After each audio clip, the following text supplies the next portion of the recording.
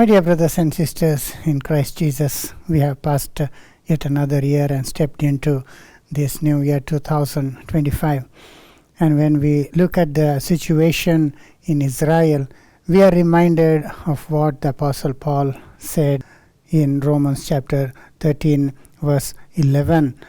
And that, knowing the time, that now it is high time to awake out of sleep. For now is our salvation nearer than when we believed. So, Paul is saying, now our salvation is nearer than when we first believed. How true this has been in the past few months. Ever since the war in Gaza started in 2023, October 7th, the war has been steadily continuing in Gaza. Israel has been sending its army and been bombing Gaza and systematically trying to eliminate the terrorist organization Hamas. And then in the process, they have been continuously been victorious. And then they have been able to eliminate all their political and military leaders, including Haniya, whom they assassinated in Tehran, and later on, most recently, the main person behind all this October 7th attack was Yahya Sinwar, and he too was eliminated. So the war in Gaza has now entered the concluding phase, with most of the cities being destroyed and most of the terrorists there being eliminated, and they are now on the verge of losing the battle. Ever since Hamas started this attack on October 7th, almost the very next day, the terrorist organization in Lebanon, in southern Lebanon, they began to attack Israel. They have been firing continuously on the northern Israel, and they made so much of trouble there that nearly 70,000 people had to vacate their houses and go to south. But Israel was not completely engaged in hitting back at Hezbollah, because they were concentrating on Gaza. And we know meanwhile Iran was trying to use all its proxies both in Iraq and Syria and Lebanon and also Yemen to trouble Israel. And at one stage Iran directly attacked Israel also. But in spite of that, Israel was not yet willing to attack Hezbollah. But finally, in this 2024, Israel decided to attack. For a long time, the experts were saying that fighting Hezbollah is not easy, because if Israel took so long to subdue Hamas, Hezbollah is far powerful with a great army of trained soldiers and with hundreds of thousands of sophisticated weapons and missiles and drones and all this. So it would be very difficult for Israel to tackle Hezbollah. But we know what happened. Israel started a series of pager bombers. That itself weakened Hezbollah so much, and later on they began to take out all their weapon depots, and with all their missiles and bombs being systematically being destroyed, and then all the tunnels were being destroyed, and Israel army entered into southern Lebanon, and with a series of successes, and finally their Secretary General Hassan Nasrallah himself was killed. Once that happened, Hezbollah became so weakened that in just a few months back they were willing to come to truce with Israel. These are the same people who said they will never stop the war until Israel stops their attack on Gaza. But now, irrespective of what they are doing in Gaza, the people in the Hezbollah organization came for a ceasefire. So such was the victory that Israel had in very short time. They were able to totally subdue Hezbollah and limit their capacity to hit Israel. And now in Gaza, it's almost brought to nothing. Hamas is brought to nothing. And then meanwhile, in just recent 1 month back, there was a uprising against Bashar al-Assad, the dictator in Syria, who had been ruling Syria for the past 4 decades with the support of the Russians. But somehow the rebels there, they were able to overpower him. This all happened so fast that he had to take a flight and run away to Russia. And then the rebels entered Damascus and they declared victory. So when this happened, Israel got a great opportunity to subdue even Syria.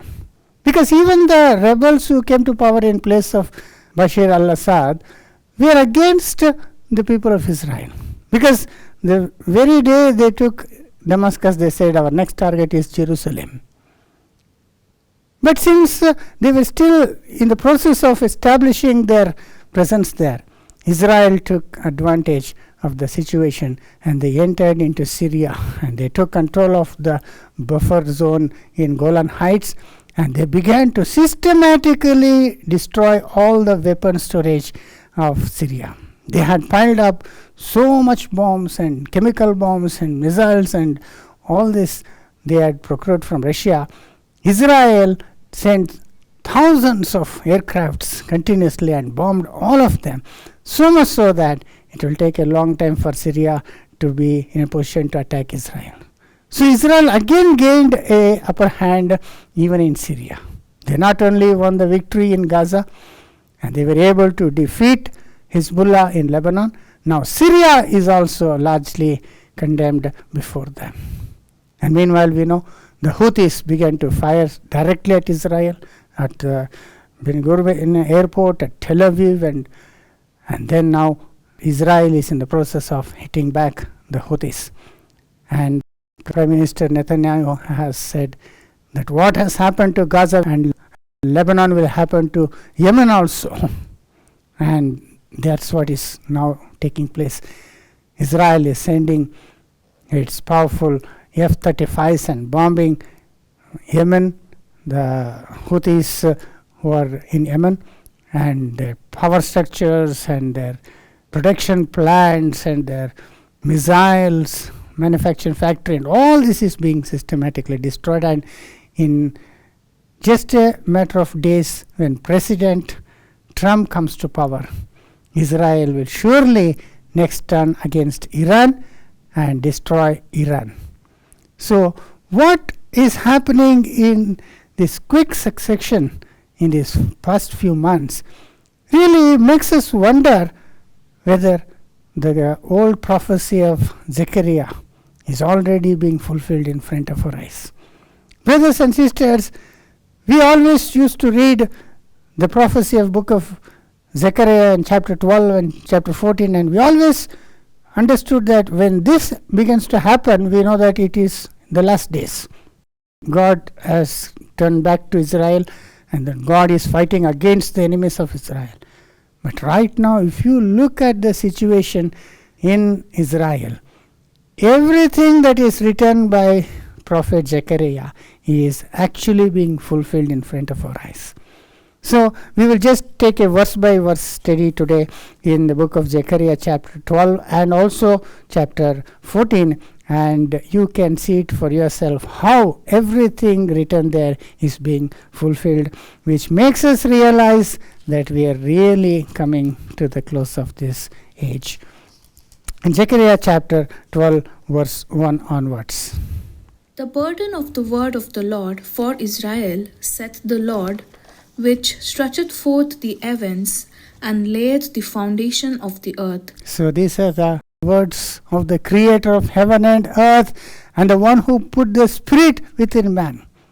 The creator himself is giving us these words, and what he says is very, very important to us. In verse 2, Behold, I will make Jerusalem a cup of trembling unto all the people round about, when they shall be in the siege, both against Judah and against Jerusalem. How true this has been in the past 1.5 years, brothers and sisters. All the nations that are surrounding Jerusalem has become a cup of trembling for them. They are all trembling. See how Gaza is trembling, and how Lebanon is trembling, and how Syria is trembling before Israel. All because of Jerusalem. The main thing is Jerusalem and Judah here. Jerusalem, they want it for themselves. The Palestinians claim that it is their capital, that Israel is occupying that land, and they want Israel out of that place. And that is what all the other Arab nations are supporting them for. And they are seeing this terrorist attack as a freedom struggle. And they are supporting the people in Gaza.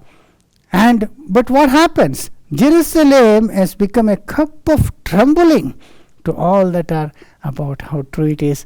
And since this crisis started, we know that the entire world's opinion has turned against Israel because of this matter of Jerusalem, that we can read in verse 3.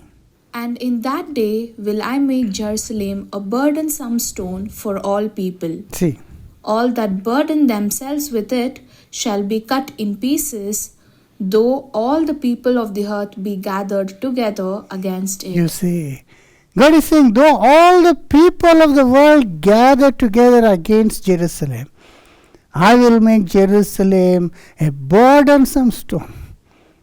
Truly, Jerusalem has become such a burdensome issue. Nobody has been able to settle this issue of Jerusalem since its formation in 1948. The Arabs claim that it is theirs. The Jews claim that it is their eternal capital. And meanwhile, the Christians claim that it should be made an international city. And somehow, all the struggle is because of Jerusalem and also Judah. Now, Judea and Samaria is the West Bank. Now, the struggle is against that land. They don't want the Jews to have possession of those lands. They are calling on the Jews as occupiers. They are occupying the Arab land, the Palestinian land, and therefore they should be pushed out of it. But we know that God gave them that land by promise, and it is rightfully theirs for thousands of years. They were dispersed from that place when they rejected the Messiah. But now at the end of the age, as God had prophesied in so many prophetic books, God gathered them again to that place and established them. And now, when they are safely dwelling in that place, as we read in Ezekiel, now they are being attacked. How Hamas unprovokedly attacked Israel on October 7th and started this war. And ever since, Israel is trying to defend itself, because Hamas has vowed to destroy Israel, and they have said that they will repeat this again and again. So Israel has been left with no choice but to go after Hamas and destroy Hamas totally. And when they were in the process of doing this, all the world began to support the terrorist organization Hamas. And they turned against Israel. Now the surrounding nations like Lebanon and Syria and Iran and Yemen, they literally physically have entered into war with Israel. But then the rest of the Arab world, they want to in other ways support the Arabs. And this has gone beyond just the Arab world, because including Africa and Asia and even the Western countries, and the only country supporting Israel is of course America, but even within America there is so much support for the people in Gaza. We have seen how many uprisings and protests in college campuses took place last year, and including the presidential candidate Kamala Harris. She also boycotted Netanyahu's address in UN, and they were all supporting the Arabs. That's how it is. And God says that though all the people of the earth be gathered together against it, I will make Jerusalem a burdensome stone, a cup of trembling to all the people around. And that is what we are seeing happening right before our eyes, brothers and sisters. And in verse 4, we can read what God will do to the enemies of Israel who come upon Israel, and how he will support Jerusalem and Judea in verse 4. In that day, said the Lord, I will smite every horse with astonishment, and his rider with madness. See? And I will open mine eyes upon the house of Judah, and will smite every horse of the people with blindness. You see? On that day, God says, I will smite every horse with astonishment and the rider with blindness. So that they are like blind people. They are not able to hit the target properly. They are not able to cause damage to Israel. Because God, he says, he will open his eyes upon Israel. He will be merciful to Israel. But at the same time, he will bring this blindness upon his enemies. So much so, brothers and sisters, that all the countries, peoples around Jerusalem, God says he will cut them into pieces. That we read in verse 3, we'll read again. And in that day will I make Jerusalem a burdensome stone for all people. All that burden themselves with it shall be cut in pieces, See? though all the people of the earth be gathered together against it. All that burden themselves with Jerusalem will be cut in pieces, God had said. And how clearly we saw this happening. Now look at Gaza, how Gaza is today. It is in pieces. It has been reduced to rubbles. There is not a building that is standing in these cities in Gaza. Complete infrastructure, its power plants and its important buildings and everything is destroyed. So much so that the people there are not able to live in those cities, and they have gone to the beachside and living in tents. And so also next we see the same thing happened in southern Lebanon. How many facilities were destroyed there? How many bombs? The bombs used by Israel were so powerful that it caused local earthquakes. That was the power by which Israel hit back on Lebanon, and Lebanon was shattered, and Hezbollah was brought to its knees. And next, that the same thing happened in Syria. When the rebels took over, Israel sent its airplanes and destroyed all its stockpiles of arms. And now Israel is going to fall on the Houthis in Yemen, and that will also be cut to pieces. This is what God is doing through Israel. What a word it says. All that burden themselves with Jerusalem will be cut into pieces, and we see this literally being fulfilled in front of our eyes, brothers and sisters. And then in verse 5, he says, verse 5 and 6, how he will make the leaders of Israel during these times in Zechariah chapter 12, verse 5 and 6.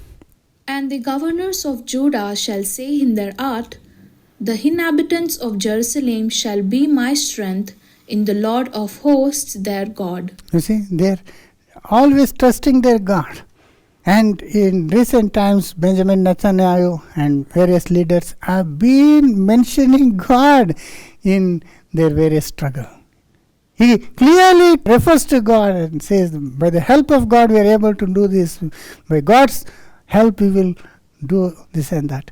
So, brothers and sisters, how clearly we see this happening. And in verse 6 also we read, in that day will I make the governors of Judah like an hearth of fire among the wood, and like a torch of fire in a sheaf. See, the governors of Judah and Israel will be like fire among wood, and like fire among chaff.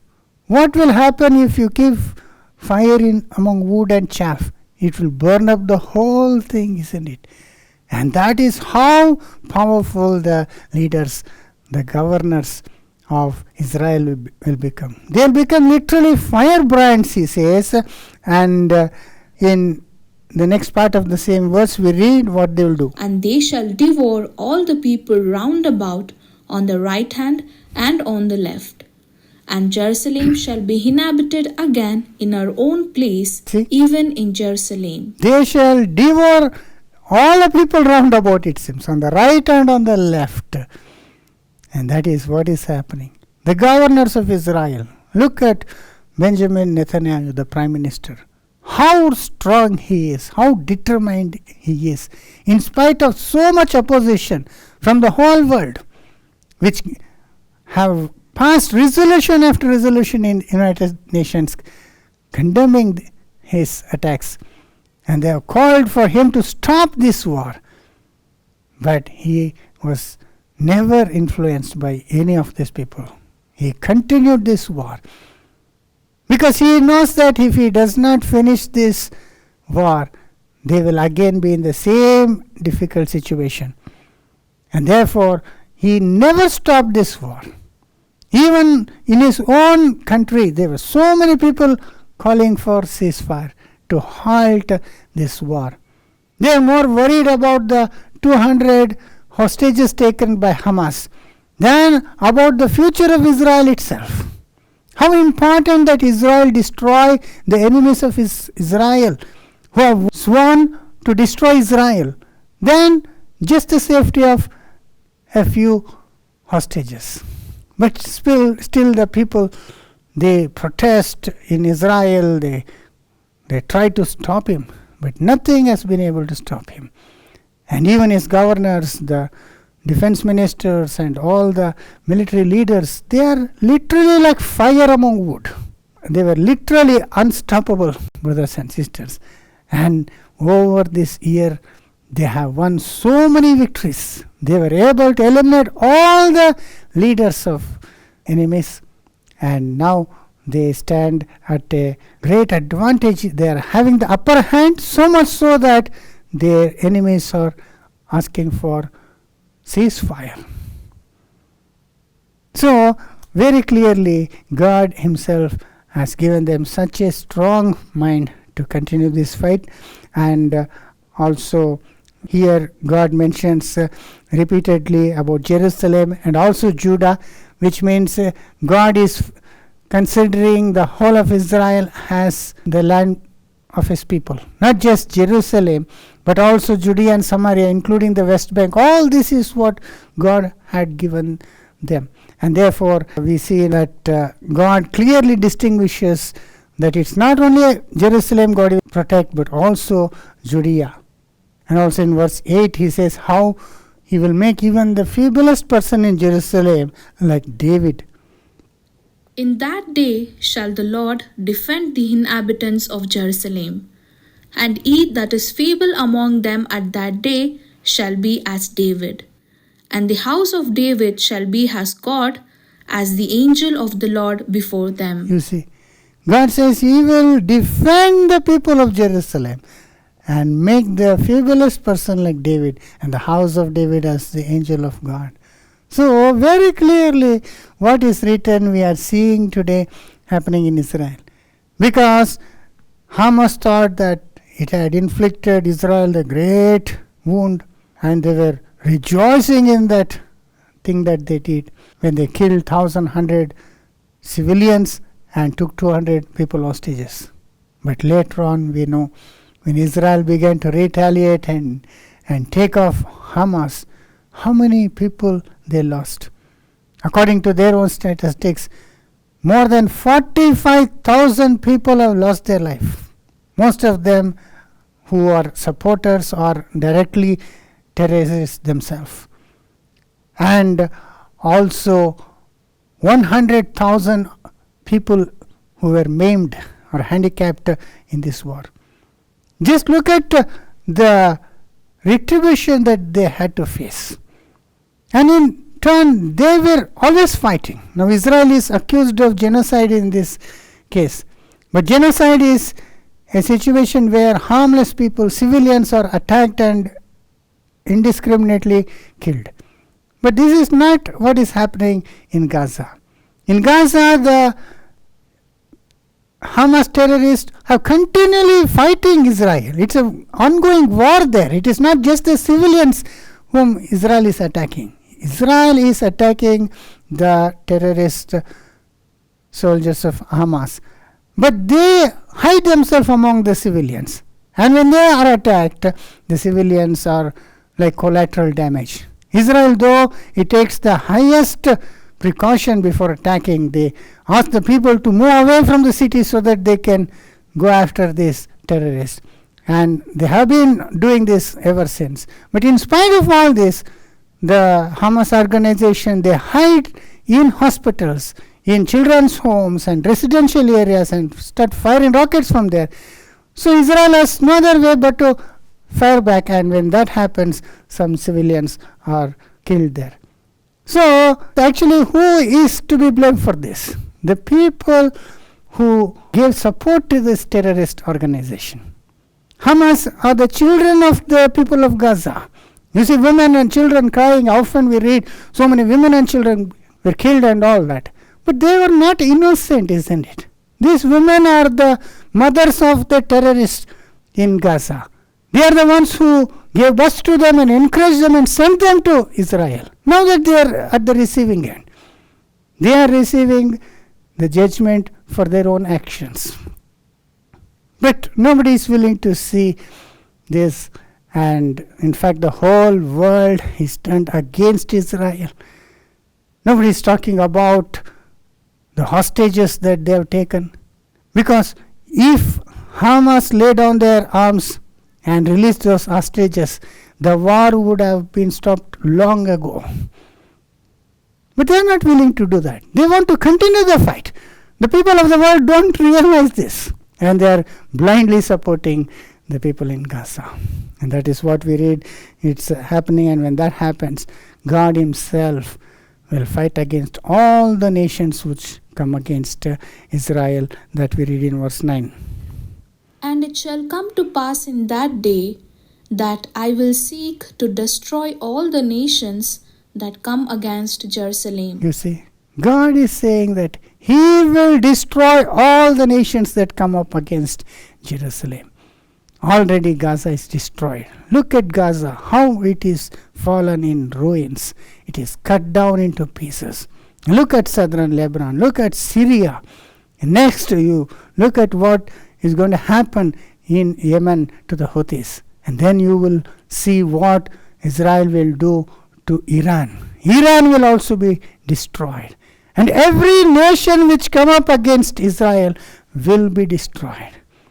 Just like God said to Abraham, those who bless you, I will bless you. And those who curse you, I will curse you. And that literally is happening here, brothers and sisters. And in the next verse onwards, from 10 onwards, is a beautiful change that we are all hoping for in future. That's when God will pour out his spirit upon the people of Israel. That's when they literally began to realize their mistake of rejecting the Messiah. They turn to God and weep and mourn for the Lord Jesus whom they crucified. But that is going to happen in some time. But we see a kind of a break here, and the continuation happens in chapter 14. We can read from verse 1 onwards. Behold, the day of the Lord cometh, and thy spoil shall be divided in the midst of thee. For I will gather all nations against Jerusalem to battle, and the city shall be taken, and the houses rifled, and the women ravished. And half of the city shall go forth into captivity, and the residue of the people shall not be cut off from the city. So here God is saying he himself will gather all the nations against Israel, it seems. You see, why? Because he wants to destroy all the evildoers. And that is what is happening. In the last 1 year, we have been seeing how nation after nation have turned against Israel. We saw so many protests in France, in Germany, in England, and also in America, and in so many other countries like Africa. They turned against Israel. So much they turned against Israel that they have passed so many resolutions in the United Nations, and up recently they sent arrest warrant to Netanyahu.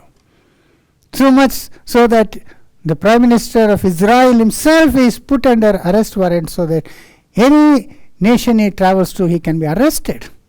You see how much they have turned against Israel for just trying to defend itself. They all have gone to support the terrorist organizations. And God, seeing all this, He will see to destroy all the nations of the world. That is what we see. And in verse 2 also we see that Israel will initially suffer some losses. Like what we saw is that the city shall be taken and houses rafled and all that. And this could have happened already in October 7th. Or maybe it may happen even more in future. But what we understand is that when this happens, God will seek to fight for the people of Israel in verse 3. Then shall the Lord go forth and fight against those nations as when he fought in the day of battle. See, that's when the Lord Himself will go forth into battle to fight against the nations that come up against Israel. So just imagine how the situation will be. And in fact, we can see this already. We see 5 nations have come upon Israel. First the Hamas in Gaza, and then Hezbollah in Lebanon, and then the Syrians, and then the Houthis from Yemen, and Iran, of course. So Israel is facing a 5-front war, but still Israel is winning. All the enemies of Israel, all these 5 nations are taking a lot of hits. And of course, Iran will be the next. But at the same time, they are not been able to bring so much destruction upon Israel. Because first on October 7, 1,100 people, civilians were killed by Hamas. But later on, we see in this whole war, about 9 people or 10 people have been killed, it seems. Whereas 45,000 people have been killed in Gaza. Just look at this. Even when Iran fired its most powerful ballistic missiles, most of them were destroyed in the air. Only one fell and killed one person, and that person was a Palestinian. We can see by this that God is protecting the people of Israel. So much war is taking place on 5 fronts, but still God is protecting Israel, and Israel is gaining more and more power in all the surrounding nations. So that itself is proof that Zechariah prophecy is being fulfilled in front of our eyes, brothers and sisters. And of course, 4th verse onwards, we read that the feet of the Lord will come on Mount of Olives. That in verse 4. And his feet shall stand in that day upon the Mount of Olives. You see, that's when our Lord will come back. So when all this comes to a peak, then the Lord Himself will literally come down on the mount and start fighting for Israel. As we saw in Daniel chapter 12 verse 1, there shall be a great time of trouble. Then will Michael stand for his people. You see, to defend them. That is Lord Jesus coming back. We remember He went up to heaven from the same Mount of Olives. And the angel said, the same Lord will come back in the same manner. So He will be coming back. So Lord will come in at the right moment and start personally to destroy all these nations. And in the following verses, from 12th verse onwards, we read how great the power of God will be upon all the people that come against Israel. How they will be destroyed. What all the plagues that will come upon them. How they will be eliminated by God. We can see from verse 12 onwards. And this shall be the plague wherewith the Lord will smite all the people that have fought against Jerusalem. See.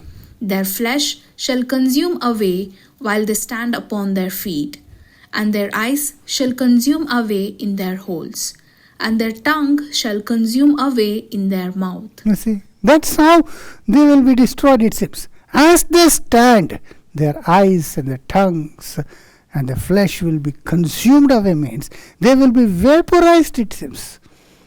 Not only the bombs that Israel has used, the cluster bombs are all so powerful, but yet when the war begins to escalate even more and more, Israel now has been so far been able to defend itself and fight the war. But if it continues and all the nations come up against it, imagine including Russia and China and the European countries, and all of them come up against Israel, as God said He will make it happen, then Israel will be left with no choice but to use its powerful nuclear bombs. We know that Israel has most powerful nuclear bombs. It is one of the 7 countries which possess nuclear weapons, but they have not disclosed it. But when the time comes, there will be no other way out. And so they will start using these bombs. And that is the effect we see very clearly described here. Because when the first atomic bomb was dropped on Hiroshima, all the people within the radius of a kilometer, they were literally vaporized. And there is a picture of a man sitting on stone steps. But after the explosion, nothing remains in that spot except just a small trace like a shadow. And that is what very clearly Zechariah 14:12 explains to us, that as they stand, everything will be consumed. And then, of course, brothers and sisters, God will bring in confusion among the enemies of Israel, so much so that they will start fighting one another, it seems, in verse 13. And it shall come to pass in that day that a great tumult from the Lord shall be among them. See. And they shall lay hold every one on the hand of his neighbor, and his hand shall raise up against the hand of his neighbor. So each one of these enemies who come upon Israel, they will have trouble among themselves, and they will start fighting each other, so much so that they will destroy themselves totally.